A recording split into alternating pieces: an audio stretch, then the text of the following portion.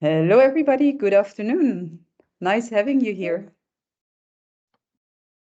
We're going to wait a few more minutes for everybody to come in and join today's session before we get started.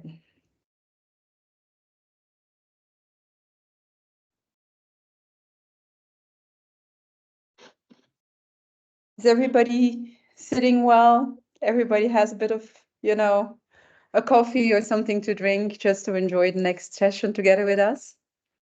That's really awesome. You know what? I'm slowly going to start with our presentation today. I'm really very happy to have you all here around this digital table, I would say, with a very nice panel that I would like to introduce you in a few minutes. Today is quite an important moment for us as Data Scouts. We want to present to you our new product that we're launching, and we want to talk to you about, I think, what a lot of people in our business are really reflecting on today. What is the impact of data, especially AI, on all the jobs that we are doing as human beings, and especially the people, on our side that are working on research and building intelligence. And that's exactly what we want to work, or share with you today. How can we really blind minds and machines to make smarter decisions? So what we're going to do, first of all, welcome you. I'm really happy you're here. And we want to talk with you about market myopia, and especially as well with the panel of great minds that I have here around me. I would like to use the opportunity to present to you very shortly our market intelligence platform, in order then to dive a little bit deeper in what is the real power of hybrid intelligence. Of course, we want to hear you as well. It's really nice to have you on the call. If there's any questions, we're more than happy to answer them. And then we will wrap up in like a good hour from here.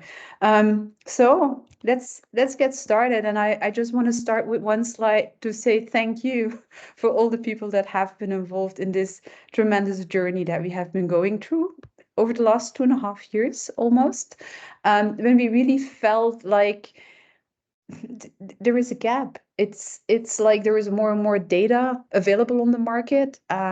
We have great capabilities in terms of machine learning, AI that were coming up and emerging, and still we see that market research is done in a very traditional way. Mainly people are Googling and are putting that in Excel sheets in order then to put it in, sort of graphs and presentations. It felt like a very tedious job to do that. And that's mainly where we started 2.5 years to see, can we make their work easier? Can we allow people to find valuable market insights faster and more efficiently? And on that journey, and it's my way of saying thank you to a lot of people that were involved, starting with a great team at Achilles Design who helped us with the service design, who allowed us to sit around the table, a couple of great people of very large organizations around the world that have dedicated market watch and market research departments and really wanted, to spend their time with us to tell us like what they like about their job, what they don't like, and how it would make their life easier if they would have a tool that helps them to gather the data, to identify what is changing in their market in order to make faster decisions. So the service design team has been very important for us very much in the beginning in order to overcome our own assumptions and biases. Of course, we had a great product manager. Matthias did a great job in being like the all-round expert, a great designer, a good project manager, and building the bridges between our users and developers. So that was really awesome to have somebody who really took it at hand. And then, of course, we have a DataScouts of marvelous R&D team, with Jan, Cedric, Romani, people that are dedicated to their jobs, are motivated, great software designers, developers, engineers, and together with our AI experts at the OS, the university, as well as at ML2Grow, we were really able to make leaps forward in doing that. And then last but not least, I want to thank all the early users, mainly the users at the Colruyt Group, who have been very nicely, curiously, meticulously been observing and trying our tools and giving us a lot of feedback very early on. And that's where we are today. Really happy to launch this tremendous product, and we're really looking forward for the reactions that we will get from many people using it. But why did we start? Why did we start really building this product? Because we really noticed, as I said, that there is a big need for understanding how a market is organized, especially how it is changing in a world that is changing very fastly. And we really noticed that many organizations are suffering from what we call market myopia. It's a sort of a short-sightedness, if you want. It is like having an incomplete view of what is happening, not seeing really the full dynamics of what is happening around you. I think that's also what we see certain studies that really are confirming, revealing that our speed of decision making is not adapted to the speed of changes that we're seeing on the market. Only 20% of employees believe that their organizations are good at making decisions, while 40% of the time an executive is, at work, he's spending at making decisions. That means that like 60% of the time that executive is spending on the decision making is just not effective. So, I was still surprised to see that 48% feels that decisions are made swiftly if I see those numbers. But overall, I mean, it's always easy to complain, let's be very honest. But I think we all have that feeling of missing out on important information, on getting information too late, not being able to really incorporate it in our decision making and be fast.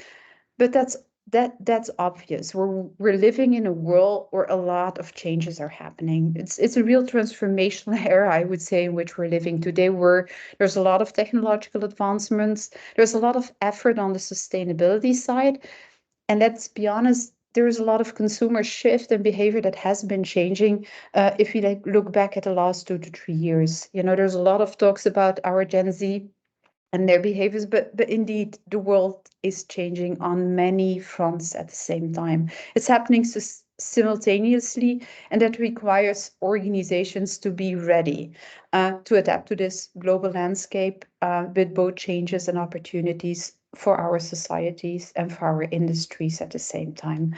And that's mainly the landscape in which we are living today, and where we really felt, in order to tackle that idea of market myopia, that narrow and fragmented viewpoint, we really wanted to come up with a product that is able to help organizations to solve that. But before we go really into the solution itself, I would like to introduce you to our panel of experts. I have here around me Barry Davies, a founder, CEO of Octopus, and a nice colleague of ours, helping us out on quite a bit of projects that we're doing. Together with Barry, we're expanding into the UK, launching our product over there. We're really happy to have Barry here with us. He's an expert in I would say in everything that goes from open innovation up to AI and semantic analysis, going very high level up to very deep in the nitty-gritty details. So it's a very nice partner to work with. I'm also very thrilled to have Paulo Di Carvalho here with us, a person I had the pleasure of working with a couple of years ago when we started very early on talking about ecosystem intelligence, meeting each other in Lisbon, and then seeing that we both went different ways and at the same way, like very, very similar ways, working on foresight, working on trend spotting, trying really organizations to understand, gather insights. So really awesome to have Polo here with us as well. And then last but not least, I'm very thrilled to have Barbie here with us as well. We got to meet each other a couple of years ago, very early on. She gave me very nice insights, advice on especially competitive intelligence and how to use data information, how to structure it, in order to really be at the forefront of what we're doing. So I'm really happy as well to have you here, Bari. So together with this panel, I want to really look and understand a little bit like how they look at the whole situation, and especially hybrid intelligence, because that is what we deem really very important when we are building and launching our DataScouts platform. We don't believe that ever there will be data and AI that make the decisions for us. It's not like a glass ball that we look into and will predict us what the future will be. We strongly believe that it's exactly this combination between human capabilities and artificial intelligence data that can really strengthen both of us. That together, this capabilities, the cognitive capabilities that we have, the creativity, the emotional intelligence that we have as human, to combine that with speed, scalability of the AI side. So we hope and we believe very much, and that's how we bring DataScouts to the market. We still need experts that know their field, that can really interpret the information that the system is giving in order to give or to come to good solutions, to really, be innovative and be creative. What, according to me, an artificial intelligence system can be very creative, or at least deliver very nice outcomes. But if you really want to take in your industry good decisions, it needs that human capability to interpret. But at the same time, the openness and the curiousness, I would say, in order to learn new things. And I think that a system as DataScouts that leverages generative AI can be really very, very interesting to challenge your fundamental beliefs, your hypotheses and key assumptions you have in order to come to better insights and decisions. And of course, I think there's a whole debate at the moment about the ethical side of using data AI. Try to be very conscious there. And I think that's also, I would say inspiring each researcher is in this domain to be very thoughtful about what sources do you use and how do you come to your decisions. And that is what is for me hybrid intelligence, is on one side using data, AI, and the human intelligence in order to come to better decisions. I would like to hand over. Perhaps let's start, Barry. I would love to hear a little bit like your take on this. You have been working on very many projects. We're living in a world that is more and more complex. I think you are very much aware and have seen a lot of projects where companies are suffering from siloed data, organizations that are not talking together. This fear of missing out and at the same time being completely overloaded with data. So would you mind telling us a little bit like what your experiences are and how you look at the domain of market intelligence from a hybrid intelligence point of view? Yeah, absolutely. Thanks, Ingrid. So I think, you've laid it out really clearly in terms of where we are today and where we can get to if we leverage new ways of working. And we know that a very small percentage of product innovations succeed, an even smaller percentage of startups succeed. And generally, if you ask 10 out of 10 CEOs how happy they are with their innovation performance within their business, you're not going to get too many people saying, "Yeah, I'm delighted." So what we see is a lot of angst really in the business is that we've been supporting around taking decisions in a highly volatile world. And quite frankly, we've been talking about a world in which we live in that's very fast paced for a number of years already. That my feeling is it's getting faster, and I think there's a few indications that that's happening as well. So I think that there's like a natural fear of missing out, but it's also a natural fear of making big bets and big changes. Because effectively, as human beings, we're hardwired around certain things that we're very good at. And the way that tends to show up, if we just rely on kind of human insight and expert insight for these big strategic decisions, we run the risk of having a very insular network of research, which is, status quo bias. And we effectively, through no choice of our own, we ignore convergent trends and we end up iterating instead of innovating. Then there's a human error factor where, cognitive dissonance and confirmation bias, they drive us, and I'm guilty of this myself, they drive us to make decisions based on the information we already know. And then even if we try and go outside and get new information, we have an over-reliance on the available data, which presents us with a prospect theory, logical fallacy. So a lot of these cognitive biases influence how we think about innovation. And at the same time, if you think about a scenario where, well, AI is going to solve for all of this, right? Well, maybe. And it's moving fast. So GPT-4o was launched. It's 2x more functionality than GPT-4. It's twice as fast and it's half the cost within a year. Okay, so that's really fast and it's getting really smart. But imagine a scenario where you go to your CEO and you say, hey, I've got this amazing new product launch idea or market expansion, whatever, and you lay it out to them. And it sounds really good on the surface. The CEO says, that's absolutely fantastic. Where did you come up with that? And you say ChatGPT.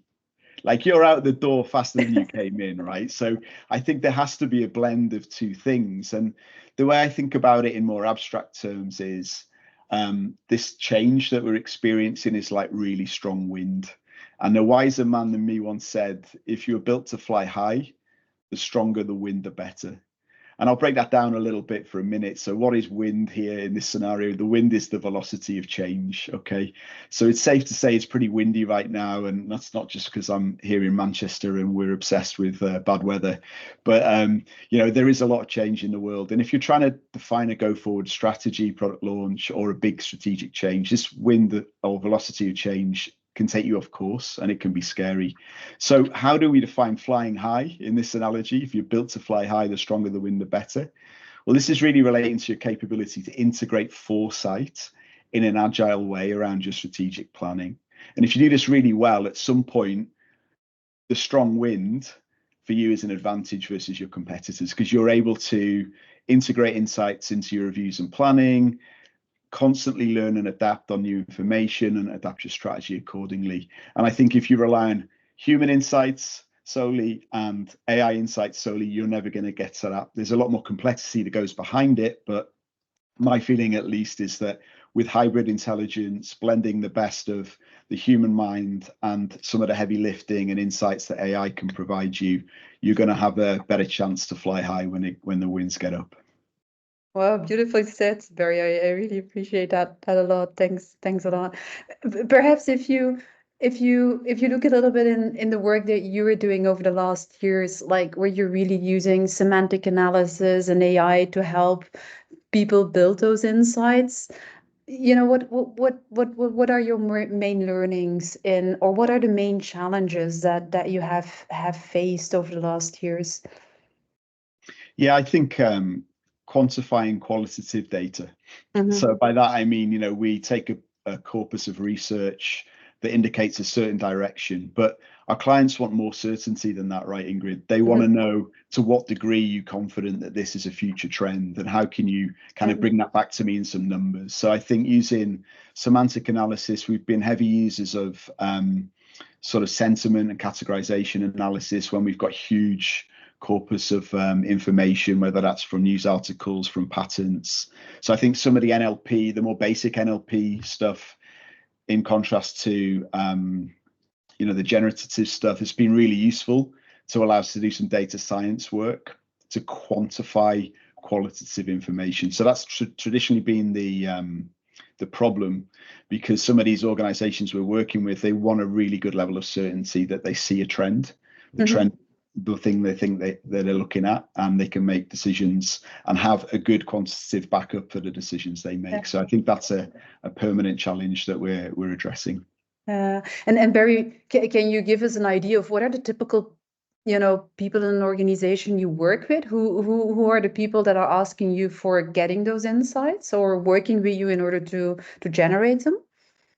Yeah, so it's entrepreneurs, so people within corporations or organizations that have a thirst and a passion for trying to do something different, right? And think about the wins that they face. They've got 100 people telling them why it can't work.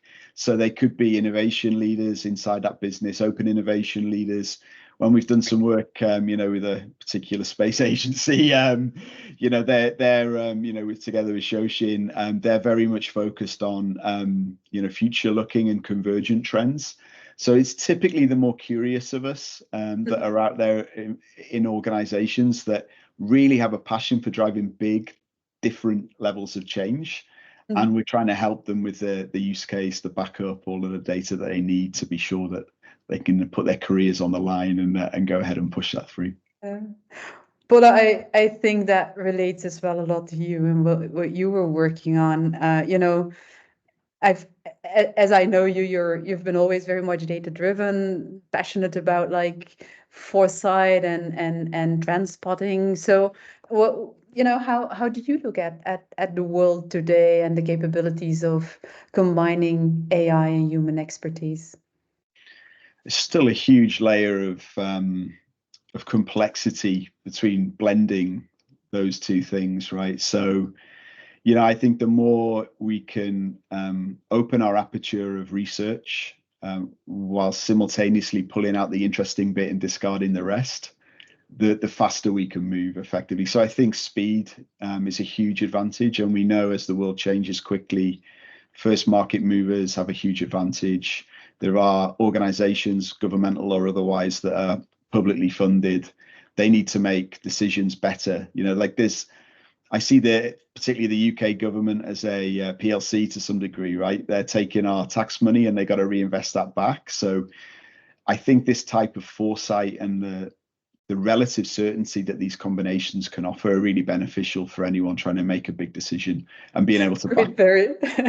I wanted to ask to Polo, but it's good to hear your voice as well. But if you don't mind, I would, hand over from the UK to Portugal. And I think Polo has even a much broader view than that. So, Polo, how do you look at this landscape? Yeah, well, first of all, thank you so much for having me. It's a pleasure to be here. Thank you. Well, I think that what is happening is AI and generative AI is a massive disruption in every industry, and but we should not be caught in this illusion that it's going to solve everything and it's going to be well. But at the same time, I really think that it's going to be a massive disruption for. Well, I work in strategic foresight, and the way that this capability and this need to explore, to imagine, to think about the future should be combined with strategy and innovation and entrepreneurship. This is my space, and design thinking and everything. So this is my space of activity. And to be honest, I think that generative AI and AI and generative AI is going to be a massive disruption in whatever we are going to make in the future. And it's not just the tools and the capability to do things that we were unable to do in the past. I would like just to start with the basic principles. So if we look at foresight, strategy, foresight, and innovation, and even in strategy, so these disciplines, they are rooted in some epistemological, theoretical background and frameworks. So we know that we should have an holistic approach. You mentioned that. And well, I'm working with generative AI for the last years, and we can do things that was impossible to do, and we can have a real holistic approach using these kind of tools. The second thing is also we need to have a contextual understanding, and so we need to have this kind of a 360 degrees approach to whatever you are exploring. It can be a very specific thing, but you need to don't forget that some of the weak signals or small things that can just break or make the future of organization of your company can come from things that you are not looking at, and they can be very, very small currently, but they can just become more important in the future. And it's important to have the capability to analyze, to identify this kind of stuff. The third thing is, well, to be honest, we are not very good in thinking about the future.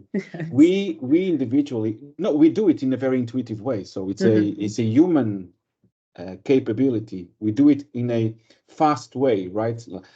Just saying or applying the basics of Daniel Kahneman, so thinking fast and slow. So we do foresight in a very fast way, and it's very important for us, of course. But if we make in a more slow way, in a more structured and organized way, individually, as teams, as organizations, and as a society, we are very bad in doing that kind of stuff.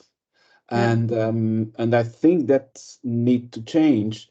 And one way to change is to make this kind of merging of the way that humans can do it and the way that the machines can help us doing this kind of stuff.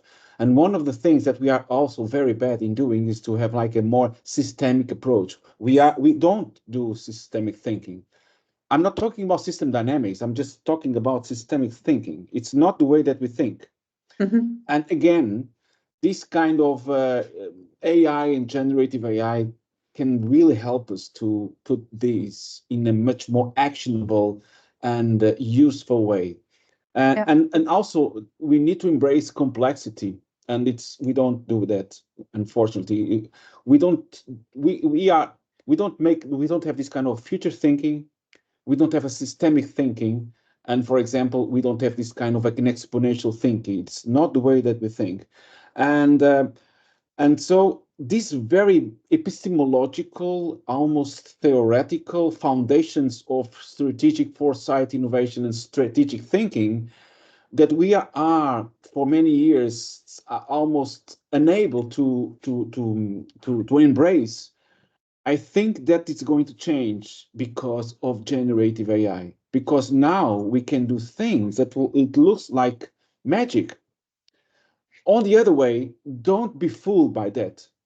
So Mhm. my main message to start this conversation is don't think that this generative AI movement is going to be a small thing. No, it's going to be a really disruptive thing. So don't hide, Mhm. explore, be aware of, test, embrace it. But on the other side, be very aware of the limitations, the ethical things, and also that humans are going to be or should be in the center of whatever you are going to make. Okay, so I think it's my first approach would be starting with those more theoretical, and sometimes you think that, oh, this is just theories or epistemology or whatever. Mhm. No, this is becoming actionable stuff now. Yeah. I have a question for you, Polo, because you're working, as us a lot on scenario planning and this strategic thinking. Um, I'm wondering just overall, like, do you feel there is a higher demand for this? Are more organizations interested in exactly that thing of understanding where the world is going to, or what they have to do to stay really front runners in their business? Do you see Yes, I there the think that. same trends? Yeah, I think that Mhm. for strategic foresight, future studies, strategic foresight, and the way that it links with strategy, decision making, innovation is in a hype. Yeah. So everybody talks about strategic foresight now, and it's really interesting because I come from the center. I come from Mhm. futures and Yeah. foresight. So I've made a PhD in this area. I have made in research for 20 years in this field. And then I combine these with strategy and innovation, entrepreneurship, or design thinking. What is happening is because strategic foresight and future is becoming so hype, a lot of people are coming to this field from the Mhm. other areas. So Yes. the answers is very simple. Yes, it's becoming much more relevant. It's becoming much more important. And the reason why it's very simple is because we are living in a very unpredictable world. Mhm. So it's somehow it looks like an oxymoron because okay, if you are looking and if you are living in a very unpredictable world, so why should we bother to allocate resources, time, and assets to explore and to think about the future and slightly not the short term but a little bit longer? It's Yeah. because you cannot predict the future. So it's because we are living in this kind of a very complex, turbulent, accelerating and unpredictable world that people wants to have the principles, the concepts, and the tools or the methods to take the best out of it, because in the end you need to make decisions to thrive in this environment, so there is no way to escape from it. Yeah, yeah, no, I'm really excited. I think we've been, doing things, I hope we can do things more together in future as well, because I think there is, a lot of opportunity, and we're indeed, like, diversity helps us all, I think, to, make this and turn eventually the strategic foresight into continuous foresight is, that's a little bit my hope and my ambition, that we really can in very difficult worlds really see how it evolves over time. Yeah, yeah, Yeah. and it's not straightforward, so it's not It's like not a. straightforward. Yeah, Yeah. it's not a crystal ball. It's not something like so. It's very important to understand that. Hopefully, I hope that this is not just another hype, Yeah. because in the last 60 years we have already had several cycles of foresight and future scenario planning, trend analysis, this kind of stuff. So it's important to be aware of what really makes these an important and actionable and generating value added, and not Yeah. just thinking about the future. No, I agree. And I think as well, by trying to automate certain things and to look how it evolves. That's what we all notice, that a lot of data is necessary in order to really come to valuable insights. And that combined, as we all said, into having the expertise and the insight in a market as well. And with this, I would like to hand over to Barbie, if you're all okay. She has been working for many years on information systems, knowledge systems, and especially as well, what intrigues me a lot, she is working with very young people, that are, early on in their careers or not really yet started. So I'm really eager there as well, like how you look at that and how people that are just at the start of their professional careers are looking at how the market is changing and how data and AI is going to be part of their futures. So Barbie, what's your take on this world? It is very interesting to work with younger people because, you have 30 years of experience doing these kinds of things, and you approach it in a quite different way than they do. They're used to certain tools and ways of looking at things, and let's look at social media and competitive intelligence isn't just how many hits you get on your website or things. You got to dig a little deeper. So, but where I see the AI tools helping is let them think about where their deficiencies are. Not everybody is good at pattern recognition. And how can these tools help where you are deficient and need some assistance? We look at a lot of data. This is a lot of backward looking, look at the past. That is not necessarily where the future is. So we need to think about observing patterns, using AI tools to say, what have we missed in this work? And then through those insights, both the past and the current situations, can we use some predictive data-driven models to help us see where our organization is going? For most people that I encounter in organizations, they have day-to-day jobs and they have this circle of material that they need to look at all the time, and the data feeds and come in, but it's very restricted. And what I try to say is, whatever you're looking at, look more broadly, look wider, look at not only the industry you're in and what your current competitors are doing and then mimicking them. You want to look at other industries and what they're doing and how you can take that and apply it to your own organization. So that's basically where we are. And then what you find in organizations is that they've been centered on looking for siloed solutions. So, and they get very involved in these, I'm going to say what's new.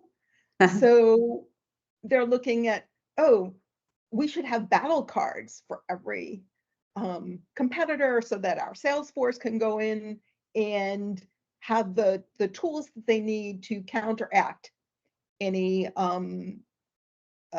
argument that they encounter with a client.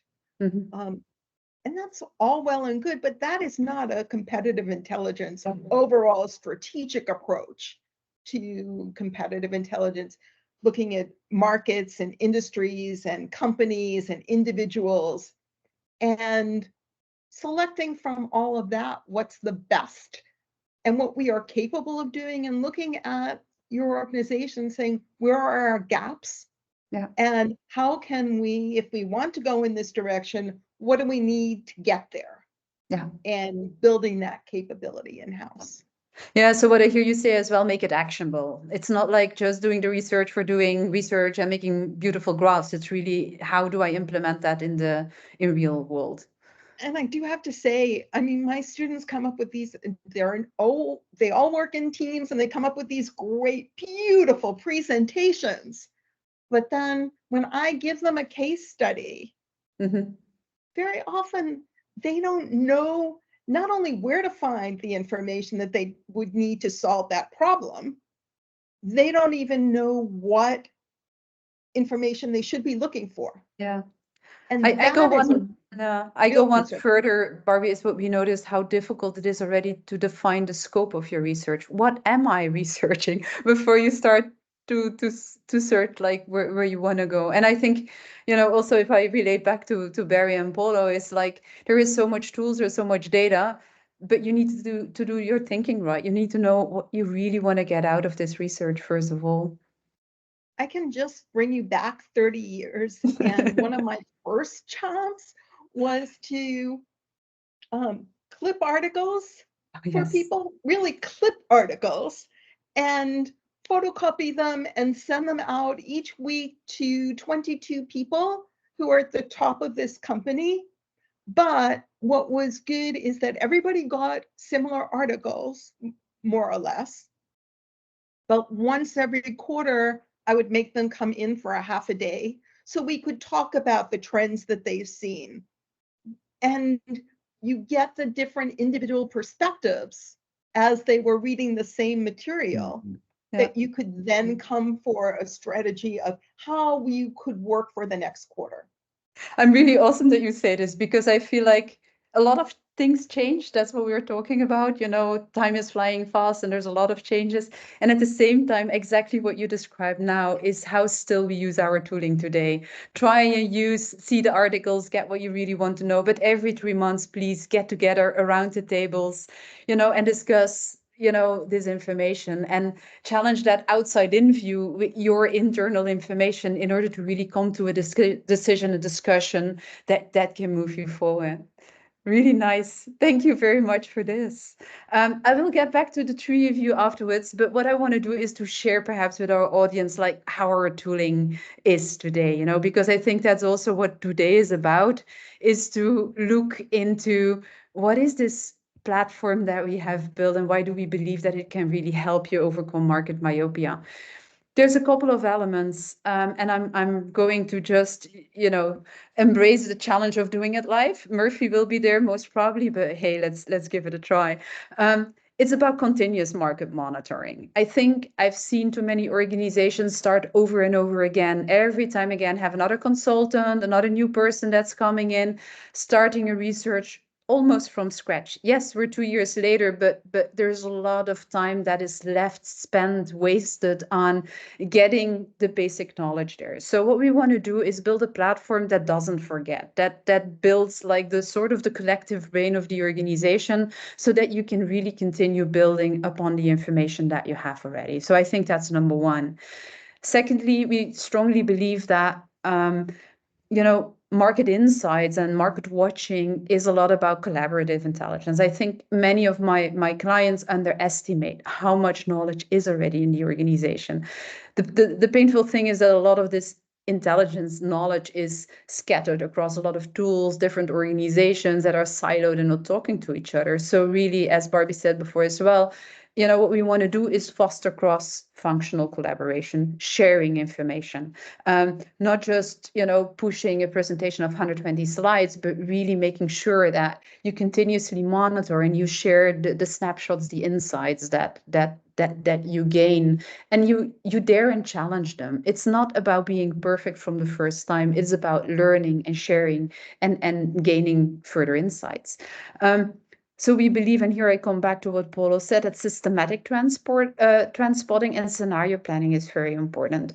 Not just do it once as an exercise, as a team building exercise. No, if you want to really detect trends and validate your assumptions in order to build your strategies upon it and validate them again, it needs to happen in a systematic way. And as Barbie said 30 years ago, I think it's still a very valid thing, is yes, you do your work on a daily basis, on a weekly basis, but every 3 months, sit down, take that information and discuss it with each other, because out of that confrontation with each other, there's a lot of information and insights that are coming up.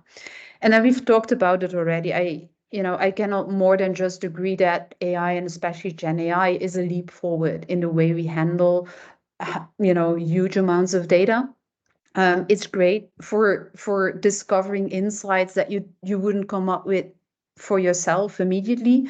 And it is important today that you really leverage these capabilities. I think it would be insane to say I don't want to use data and AI and I'll follow my gut feel. I mean, nothing against gut feel, but at the same time, if you really want to be fast, if you want to really, make change happen, use the tools and the capabilities that are available.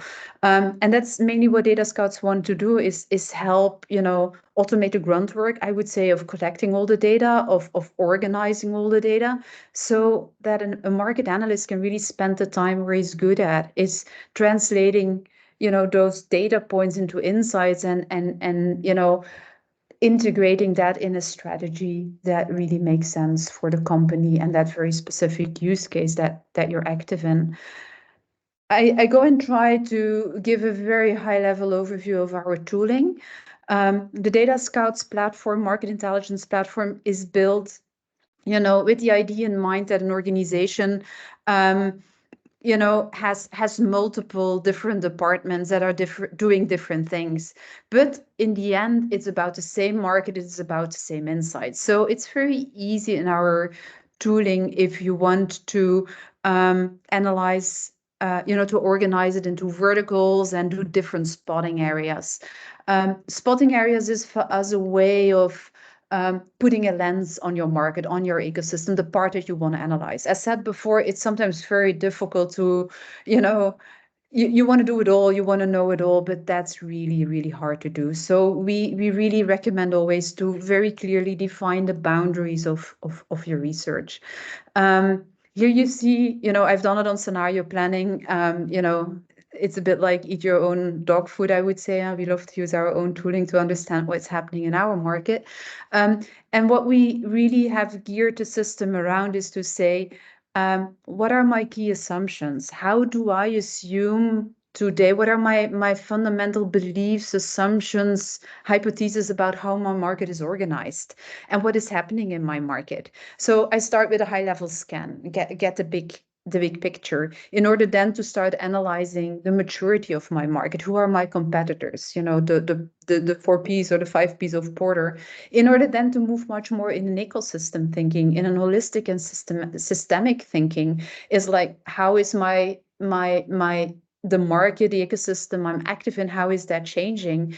And who is playing an enabling role eventually in there? Is there any strong consolidation happening? Are there any forces, powers that are really driving into disruption, into heavy change? So that's more on that innovation side and disruptive side, in order to come really to a blind spot analysis and look into the future, and there to understand, like, what are my risky assumptions about the future? What might happen that really has a very strong impact on my business? So that's a little bit the methodology that we have implemented.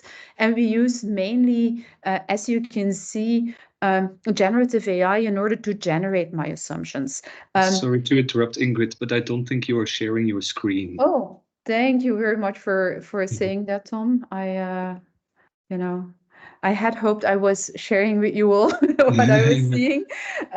So here I'm not going to redo it again, but you see a little bit like the screen that is the centerpiece of our platform. It's the key assumption screen, where you really get an overview of all the key assumptions that you deem interesting about your market, about your competitors, about the new kids on the block, about regulation and change that is having an impact on your market, up to eventually disruptive technologies and global shifts that really might very hard impact the market that you're catering for today.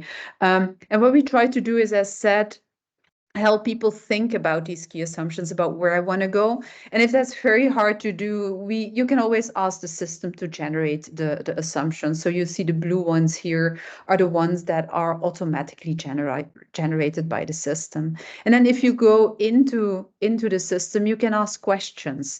You can ask the system to gather you supporting evidence for the statements that you have. Is there a growing demand for data-driven decision making? You can start asking the system to provide you information about how large is that market? Is it growing, yes or no? Who are the players in the market that are active in it? And please provide me as well the sources where I can validate that information that you have given me. So by collecting in a quite automated way the supporting evidence and the challenging evidence, you very quickly get information that you want to know. If you think it is not enough, you can always use our chatbot to deep dive into the questions you have and get even more information about really what is playing in your market.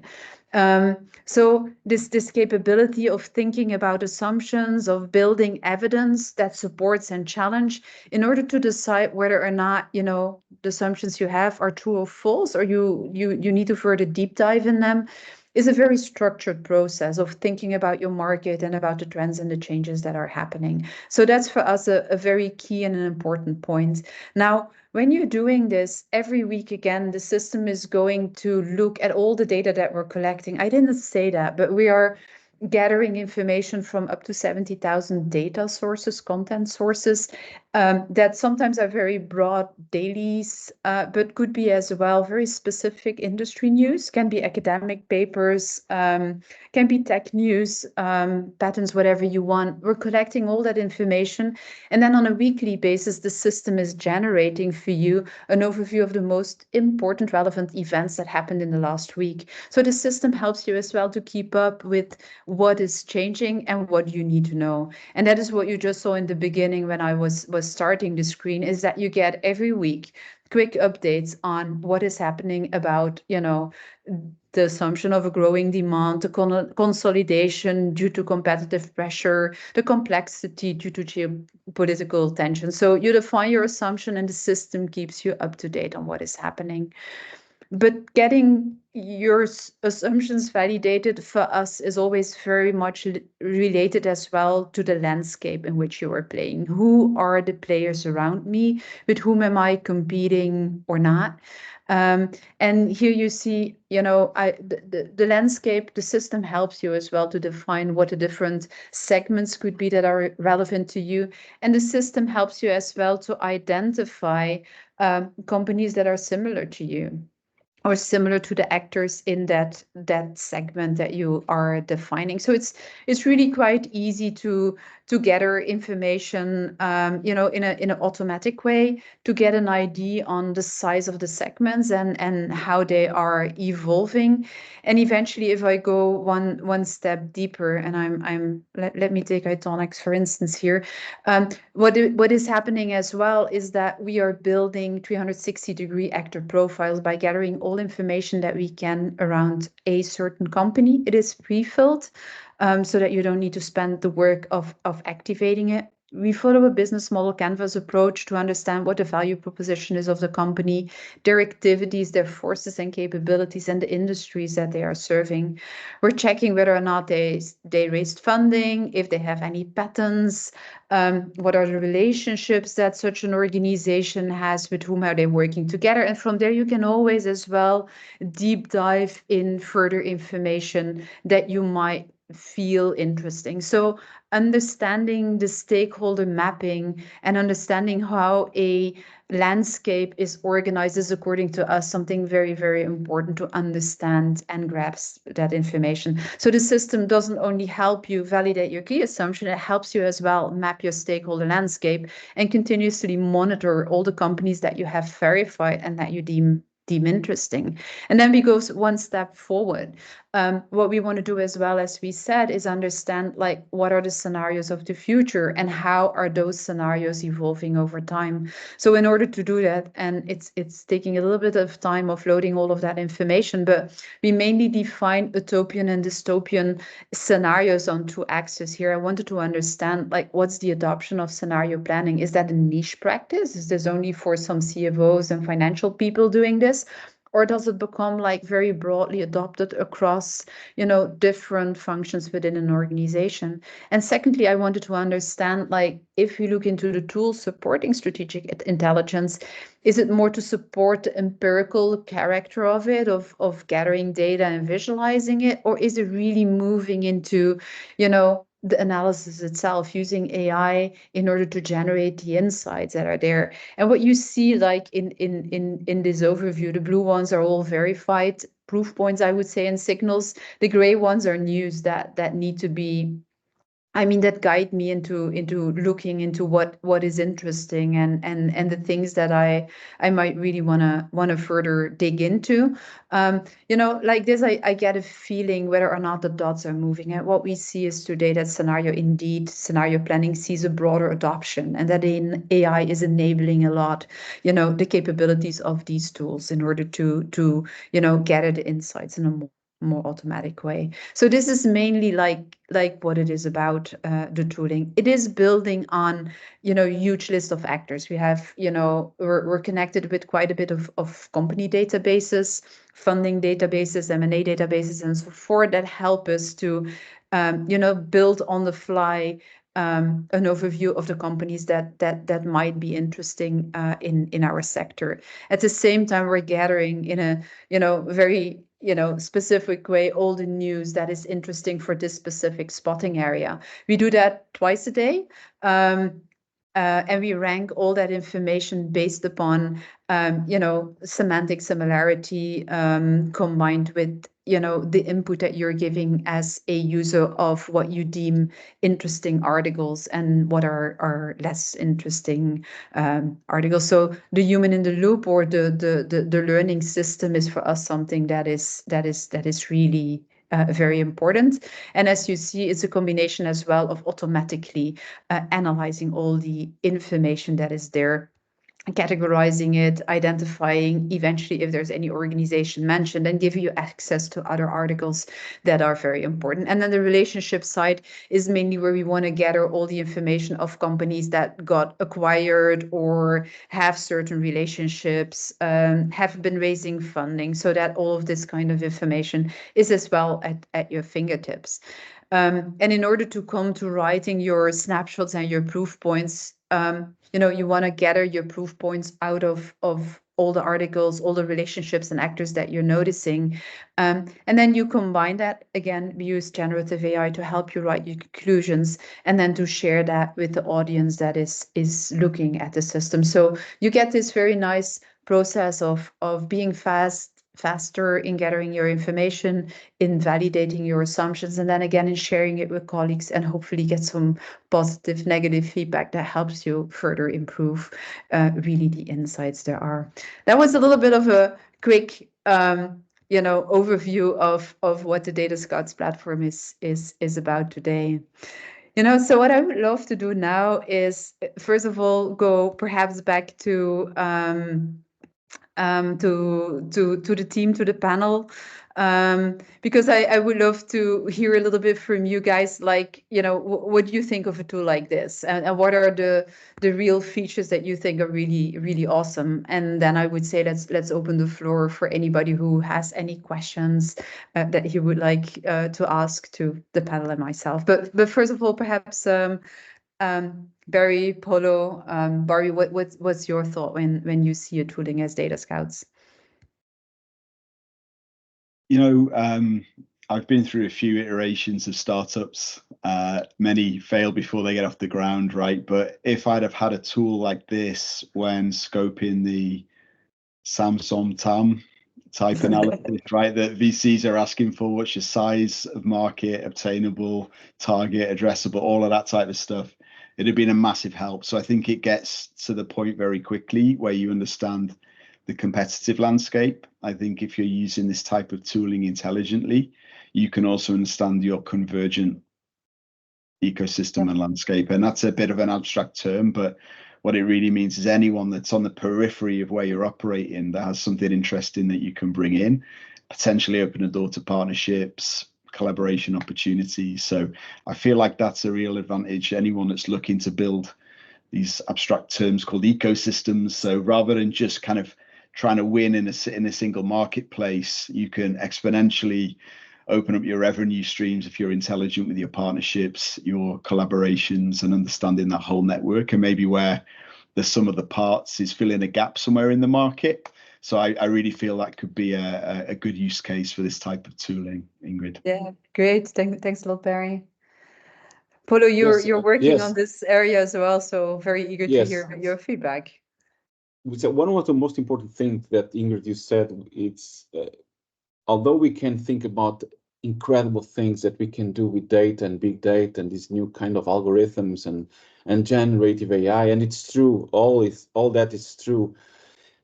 Well, in the end, a project or an innovation project or a strategic planning project or a scanning whatever platform in an organization, it's successful if people are able to share, to co-create in a systematic way something, and that something, it's a platform or should be a platform that really works and that people, regardless the position in the organization, uh, feel that need to go there to use it because it's in the end of the day it's really useful and makes a difference. And I think that's exactly what I believe you have in your hands. And for example, the way that I organize my whatever project that I'm working with, whatever client is, the first thing is who is the client? So who is the organization? The second thing is what is the rationale? Why are we allocating resources and time to make this project? Yeah. Third, what are the objectives? So can we define some KPIs or OKRs, whatever? Fourth, who is the project team? Who is going to be involved in the project? And then we can start by what is the question, the Yeah. thing that you were mentioning. So what is the focus? Okay, Yeah. so what is the focus? The second thing is the time horizon. In particular, if you are working on a 3-4 site project and combining that with whatever planning or innovation process. So until when in time are we exploring the future so that we can start today to make a change? And of course, who are the stakeholders? Yeah. Regardless if we are talking about decision makers, we are talking about clients, suppliers, new entrants, whatever, internal, external. And this is the beginning. So I call this designing the project or setting the stage. So, and after this, we need to have everybody on the same page. And this is why these kind of platforms are really important because you don't lose and there is no loss and there is Exactly. like a shareable space, so a co-creative space, and this is just the beginning. So you can then make the scanning intelligence, building scenarios, start making decisions, in doing something on designing new business models, designing or policy making or innovation projects. So this is the power of this kind of platforms, and the question is, can we make these something that becomes addictive to the organization? So this is the main challenge, and I believe you are clearly on the right path, Ingrid. Okay, thank you very much. I laugh a little bit because yeah, sometimes I get customers coming back say, when I start this mapping, I never stop. It's really addictive. So yeah, it's one of our KPIs, I would say. Thank you, Barbie. I see you love as well. What do you think? I love that addictive mentality kind of thing. But I think it goes back to our original discussion where there has to be that strategic thinker, that visionary, somebody there who's going to be the champion of this, who can say, here's a great, elegant solution for just what we've been looking for. But here's how we're going to use it in our organization, and here's where it's going to get us, understanding that interaction. And for each organization, it's going to be different. Yeah. But I think from the few minutes, we looked at it for just several minutes, and it's pretty intuitive.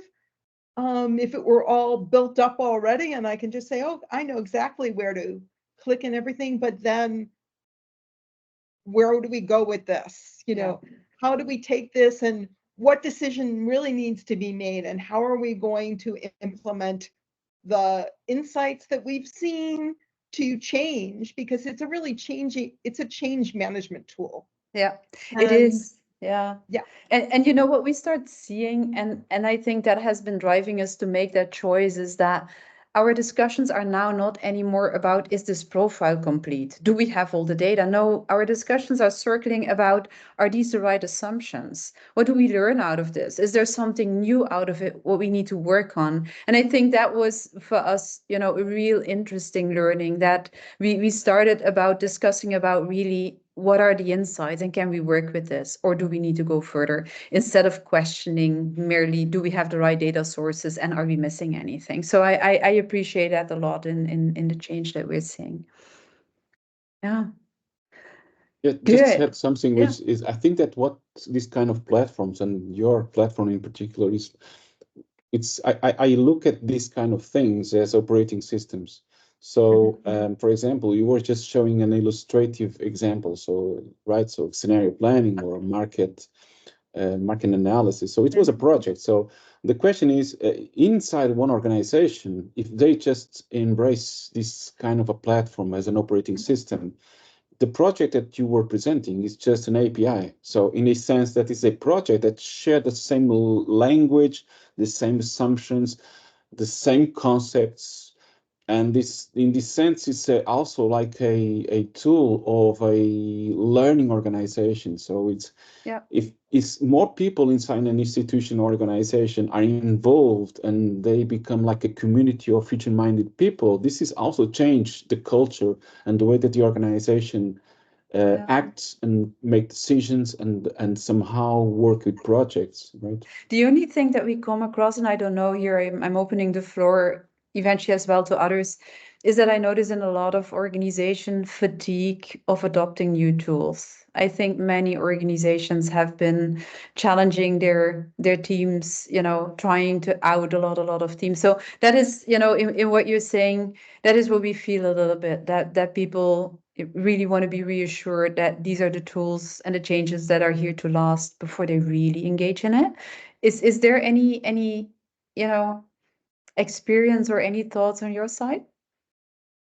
For me, there is. I'm encountering more and more companies coming to me and saying, we have something, but are we missing anything? Or should we be looking differently? Or we have an old tool, should we be looking at something else? What else is out there? Mm-hmm. Yeah. Yeah. Okay. So you know, so there is, I mean, there is still for sure the interest of finding new things that are more efficient and more, yeah. And particularly when you think about older tools built on older platforms that don't have the capabilities that a new system would have. Yeah, yeah, for sure. Yeah, I think that's the point, Barbie, quite frankly. So a lot of my clients, you know, large corporations, they are trying to standardize and streamline the amount of systems that they have. That's primarily down to a need to standardize processes, right? Where they're trying to centralize activities for cost reasons. I think a tool like this is relatively unique in the market. I also think with the generations that are coming through now, you know, just digital natives are much more fluent around different tools for different purposes. So, you know, I understand that there's a change fatigue, but we're not talking here about replacing SAP with DataScouts, right? It's a niche product with a very niche outcome. So I understand, you know, Barbie's point of view. There should be certainly a champion within the business, and I think Paolo hit it right as well. That if you can build a community around that, you know, we've always talked about an empower and inspire culture rather than a command and control culture, right? So if you can empower and inspire people to be innovative, think creatively, use a platform like this, your results will be exponentially better than a head of innovation saying, hey guys, this is what we're going to do. Yeah. Well, that are really nice words, I would say. Thank you, Barry, for this. Thank you, Barbie and Polo. I'm looking a little bit to the audience. Are there any questions, any remarks from you guys?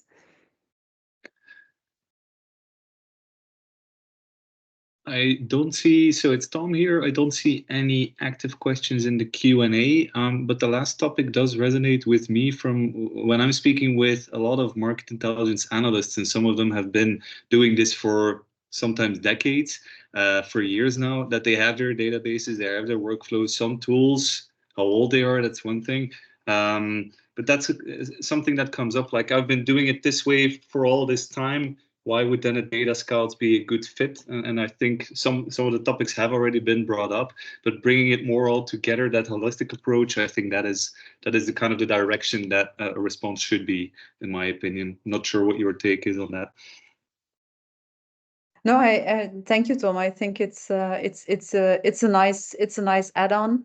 I think there is a little bit this loss aversion or this fear of change for sure that people need to overcome. If you're 30 years doing the same thing, delivering the same graphs, to the same management, it's really hard to change it. But I like a lot of the input and the feedback we're hearing here that, new tools, new ways of working, and most probably what Barry, Barbie, and Polo said is having that champion, having that person that dares to stand out, have that entrepreneurial spirit to make change happen. Yeah. Good. And maybe one additional last one from my side, and then I'll stop here, is I was recently speaking with the VP at a large global chemical company. We were talking about data scouts and what we do and leveraging data and AI together with their own experts and ours. And we started talking about scenario building, and he kind of cut me off instantly because, scenario building, it's just putting up some graphs and then making some projections in the future, but that's never right because it's inherently flawed. And so, that whole scenario building thing, that's probably not going to work for us. That's a whole different story than what we've been talking about in this discussion as well. So I think it ties into what was said in the beginning as well, that sometimes it's also about the semantics of what do we understand under scenario building, and that concept is evolving as well. It's a bifold challenge there. Well, Anders, you wanna say something about that? Yes. You mean the question, right? Yeah. Otherwise, I'll ask to Polo because I assume that he has that same kind of thoughts and clients that come back with people that don't 100%. I mean, a scenario will never be correct. It's about learning. It's about gaining insights. So yeah. I think it's the biggest mistake to think that you can actually predict the future. It's more, I would say, a synthesis of what could be possible to create in some kind of boundaries. I would say more have those boundaries in which you can create a new playing field, and in that playing field to understand which direction I can go and to know, okay, this is one strategic option, for example, that makes sense in all scenarios. So then this could be a priority, or if there's one strategic option that only makes sense in one scenario. So it's really interesting to see a bit what makes sense in those in that space, I would say. Polo, you want to add something to the fluff of scenario planning? Yes, I think that first of all tools, in whatever tool that you choose to use or method, they are not suitable for all situations and all organizations.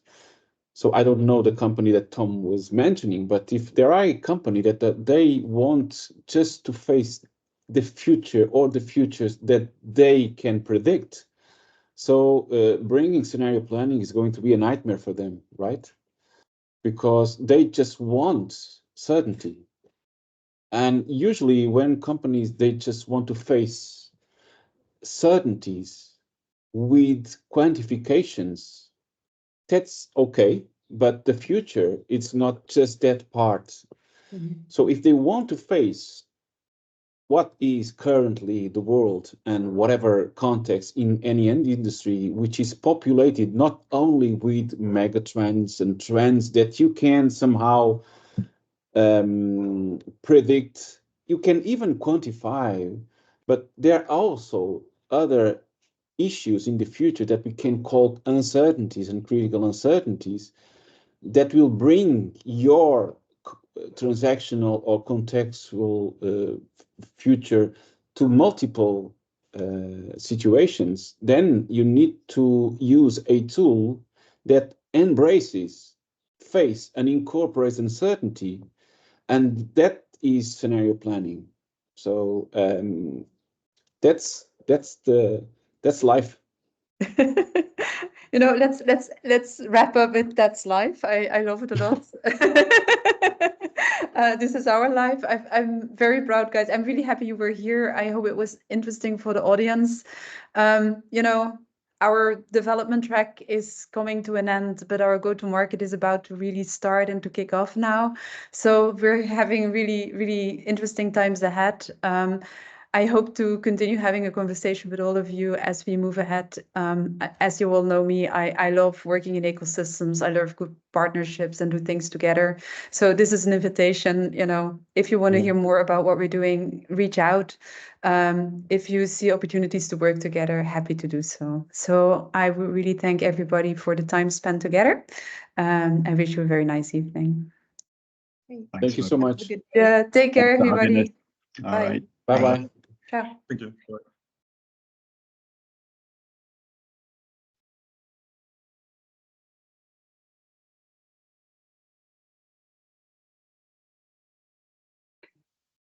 Opname stoppen.